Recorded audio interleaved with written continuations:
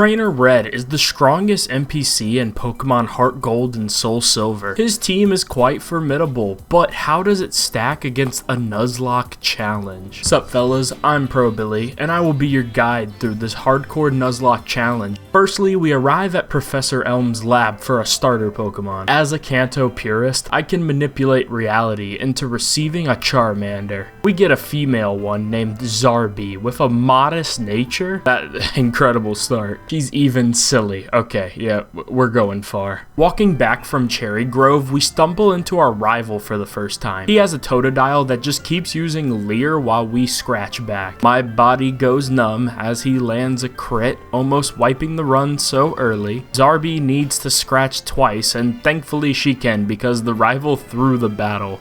Dumbass. Returning to the lab, I find out that my rival stole the Totodile from the lab, and I tell the police his name is Blue. I intentionally spelled his name that way just to cause discomfort for someone. Zarbi cremated this Rattata, and then we arrive to Violet City. We now have a Pikachu because this is around the same time you would get one in Viridian Forest if you were playing a Kanto game. Our Pikachu is named Plunk and has a mild nature. And yeah, Pikachu just kind of spammed Thundershock against the first gym leader, being Faulkner, and his little flying types. Plunk wasn't even at the level cap.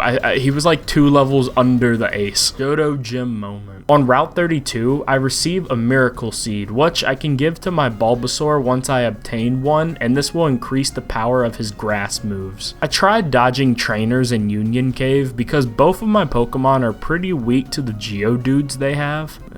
After Union Cave, Zarbi learns the early game broken move of Dragon Rage. She also evolves into an upcoming Charmeleon, which is perfect for the upcoming Bugsy gym battle. In Azalea Town, a Bulbasaur named Beans is obtained, with a hardy nature. Bulbasaur is given here because in Pokemon Yellow, you can get one in the second gym town. We then hear from the locals that Team Rocket are cutting off the tails of Slowpokes and Slowpoke well. We gotta go help the Slowpokes.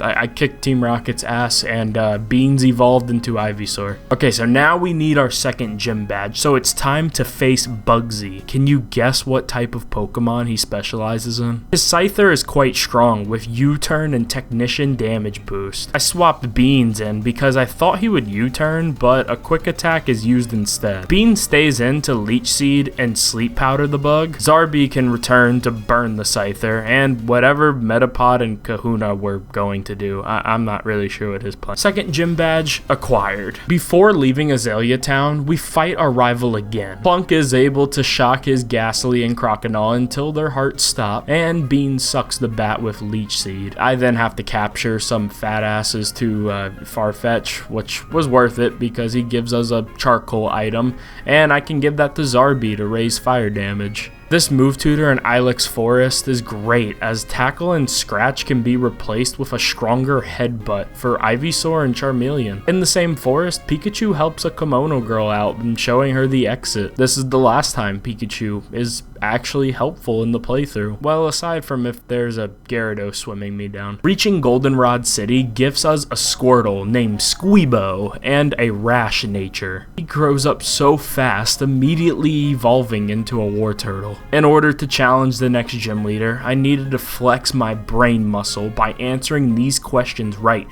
which impresses her. Minutes of planning goes by, and now we need to enact Operation Spoiled Milk. This involves torching her devil of a milk tank. Battle begins with Zarbi Dragon Raging to burn one of her super potions and then wiping that stupid look off the face of Johto. Milk Tank is here, and I know one rollout can't kill Zarbi, so Dragon Rage does more than half after taking a stomp. I want to try and KO, but of course another stomp causes a flinch. Zarbi avoids death by pivoting into Beans to take a rollout. Before rollout can rack up too much damage, we Sleep Powder the cow. She does have a Lumberry to heal the sleep. Stomp doesn't do too much damage, and our Ivysaur Sleep Powders and Leech Seeds the cow. We can't knock her out in time before she wakes up, and she forces us to fall in love with her. Pretty ironic that Pokemon fans hate Whitney and her milk tank, but it knows a tract. He takes the turn to super potion her health. Beans is way too far into thinking he can fix her, so Plunk needs to be swapped in. Oh wow, yeah, get your ass back in the ball. Beans came back to his senses and stalled the milk tank until its udders eventually were sucked by Squeebo and the Leech Seed, winning us our 3rd gym badge. My team is pretty well balanced at this point, but with the upcoming fight against Morty and his Gengar, we don't have many clear win conditions. In National Park, this lady hands me a Quick Claw, which could help Squeebo outspeed Gengar, but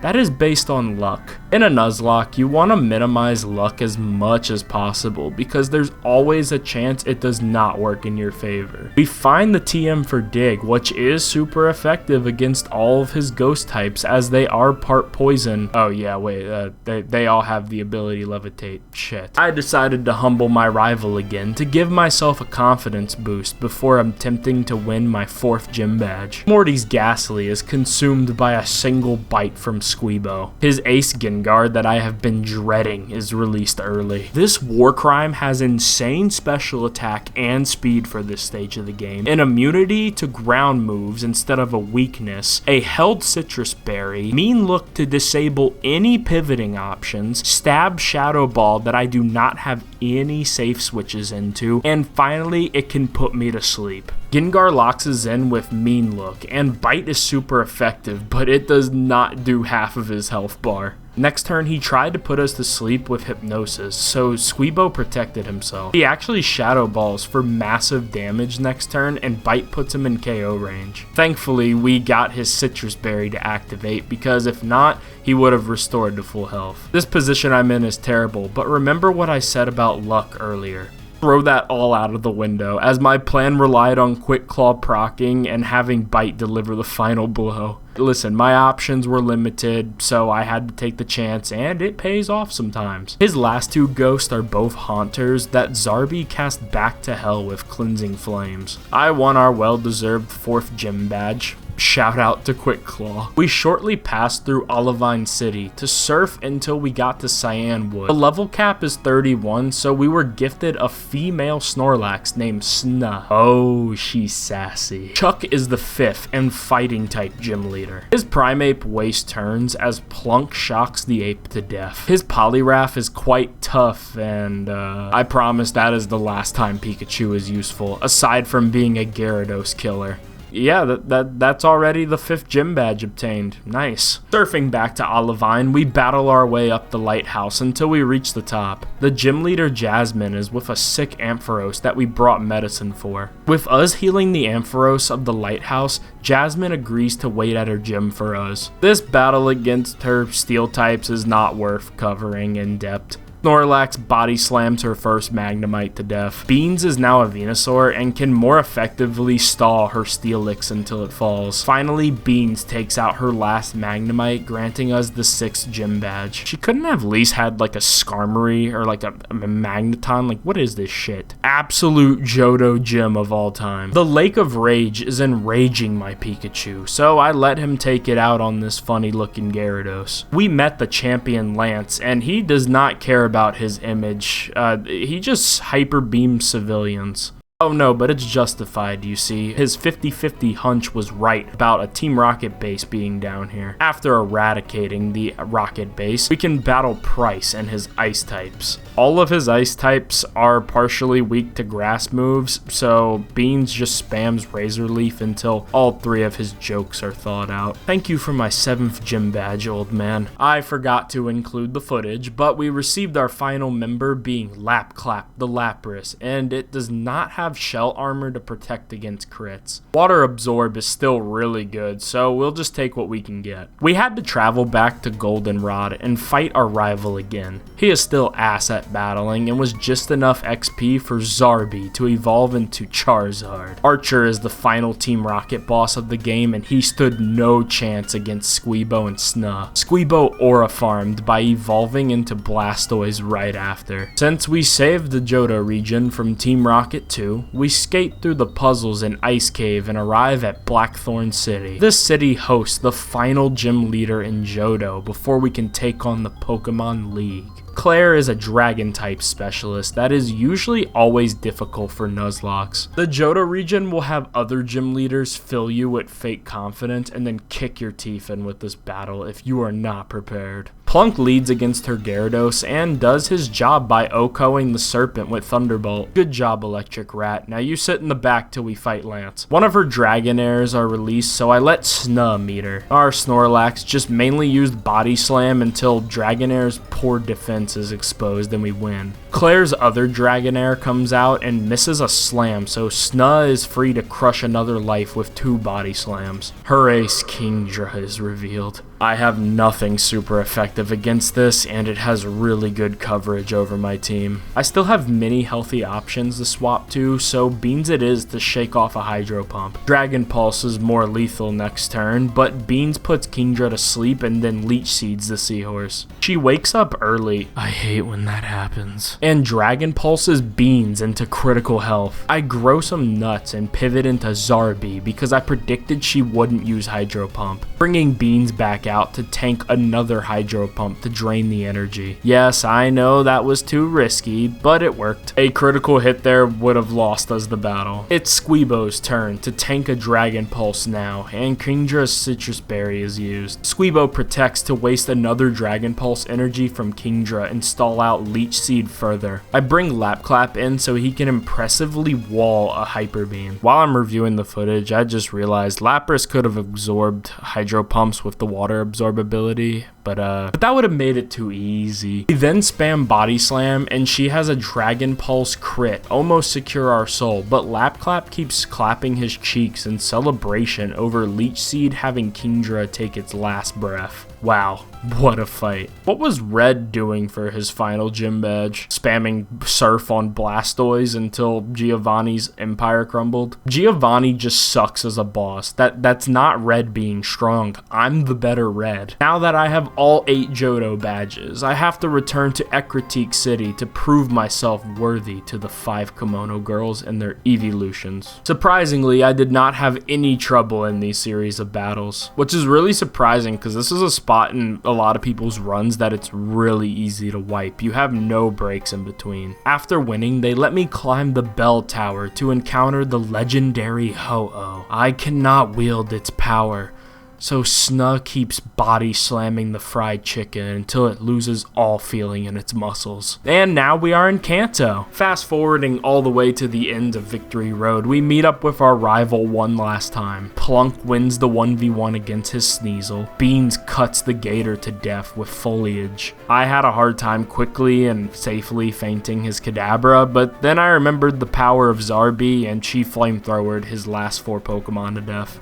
Time for the real challenge, the Pokemon League. Will is the first member of the Elite Four and he uses Psychic type Pokemon. Zarbi tries cooking his first Xatu with Flamethrower, but it's not enough and she gets confused. Plunk actually does something by cleaning it up with Thunderbolt, and then Zarbi switches back in to Torch Jinx. His Slowbro keeps stacking Amnesias and Curses stat boosting, so Beans can surprisingly stop him as he didn't use Psychic for some reason. Will's Ace Xatu is Ice Beam by Lapclap, and Zarbi concludes the battle by flamethrowing Exeggutor. Koga is the second member of the Elite Four, and he uses Poison type Pokemon. Oh god, no. Okay, come on, God, Flamethrower. Oh no, stop. Koga, fight back. Fight back. Come on, Koga, no. Oh shit. Oh god. I think it's safe to say the Indigo League needs to rethink your position. You should have stayed a gym leader. Holy shit. Bruno is the third member of the Elite Four, and he uses fighting type Pokemon. Zarbi leads and almost OHKOs his Hitmontop before he pivots into Onix, and well, we OHKO'd that with Flamethrower instead. Against Hitmonchan, Zarbi is strong enough to OHKO with a single flying attack. Zarbi's Massacre is about to be put on hold for now with Bruno's Machamp on the field. Beans is the safest pivot here to tank the Rock Slide. Leech Seed is set up and then Beans takes another Rock Slide. Beans is able to Sleep Powder next turn and uses Razor Leaf and Leech Seed drains until the threat is neutralized or fertilized. Haha, yeah. We need to switch into Squeebo once Hitmonlee is revealed, so Blaze Kick can barely leave a scratch. Hitmonlee tries to confuse Squeebo with Swagger, but he fights through it and Waterfall does enough to KO. Bruno's Hitmontop from earlier is last and heals up. Squeebo splashed it with water and then it fainted. On to the last member of the Elite Four. Karen uses Dark-type Pokemon. Well, not all of them are Dark types. Her lead Umbreon gets Leech Seeded and then paralyzes herself by feint attacking my Switch the Pikachu. Nice static ability, Plunk. Squeebo then waterfalls until Umbreon, well, falls. Her Vileplume paralyzes my Charizard, but we keep using Flamethrower until it connects. Her Ace Houndoom menacingly nasty plots while I pivot into Blastoise. Dark Pulse is not powerful enough, so Blastoise OHKOs with a single waterfall. This bastard enters the field. I have a lot more tools against Gengar now though. Beans stays in to resist her Focus Blast, Leech Seeding the Gengar too, and eventually Lap Clap Surf the Ghost away while Ice Beaming her Murkrow too. That is all of the Elite Four defeated, and now the champion is left. I will have to win a battle against him to continue my quest to diff Trainer Red. As the prophecies predicted, Plunk casted Holy Thunders from the sky to decimate the Seaworm. The champion gives an early introduction to his Ace Dragonite. I know he's going to Outrage, so my best move is hoping Lap Clap survives, and he OHKOs with an Ice Beam. The Ace might beat down, but he still has 2 more Dragonites. Aerodactyl is next, so Squeebo can withstand a Rock Slide and a Thunder Fang. The Thunder Fang was weakened by a Wakinberry, but it's still pretty impressive. Squeebo answers back with a powerful Waterfall that OHKOs the Fossil. Lance sends out his second Dragonite. I'm assuming this is the one with Thunder because it wants to use that against my Squeebo. I take advantage of this to resist the Thunder with Beans. Beans might have been paralyzed, but he dodges a Dragon Rush and Leech Seeds the enemy. Dragon Rush connects for a lot next turn, and Beans puts him to sleep. Zarby can now come out and Dragon Pulse for the knockout. Lance's last Dragonite is here and has nothing to deal super effective damage. Zarby's Dragon Pulse does more than half, and Thunder Wave paralyzes her.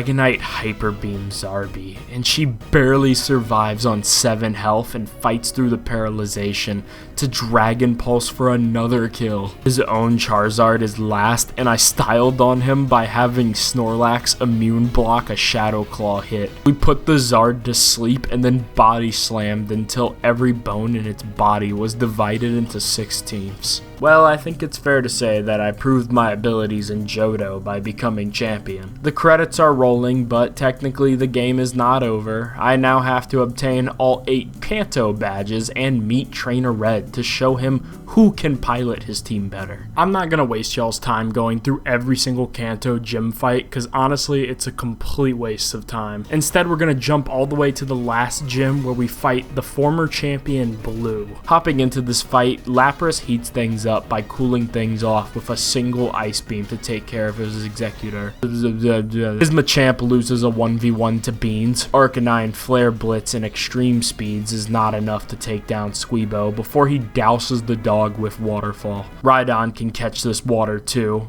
The hell is wrong with this guy? Blue, you're acting a little bit like my rival. Plunk surprisingly can tank a return hit from Gyarados and deletes the Serpent like he always does. Pidgeot is his ace, and it's another bird that snuck and body slam into a Bloody Pulp. Okay, so now I have all 8 Johto gym badges, title of Johto champion, and 8 Kanto gym badges. I need the title of Kanto champion. To do that, I need to scale Mount Silver and confront the last trainer, Red. I may have copied his team, even to the level cap for this fight, but as a Nuzlocker, I know I will lead my team to victory. Fellas, it's time. Beans leads into his Pikachu, as it's my only other member who can 1v1 it. Iron Tail does a lot more than I thought, and our Leech Seed is set up. Iron Tail puts us in KO range. Beans successfully sleeps the Pikachu, but my smile fades as I realize I could have just Razor Leafed that first. Never set up a stall for a Pikachu. Those shits are so weak. Charizard is next, and I resist Flare Blitz by letting Squeebo meet it. The 2 trade powerful moves, almost knocking taking the other down. Red heals his Charizard, so Squeebo takes the opportunity to land a high roll Surf for the confirm. Venusaur is released and I protect to scout out the Giga Drain. I try a Blizzard, but Venusaur is way faster and Sludge Bombs my turtle to its demise. I have no right to get emotional after that loss. That was careless. Thank you for your sacrifice, Squeebo. We will avenge you by having Zarby Flamethrower,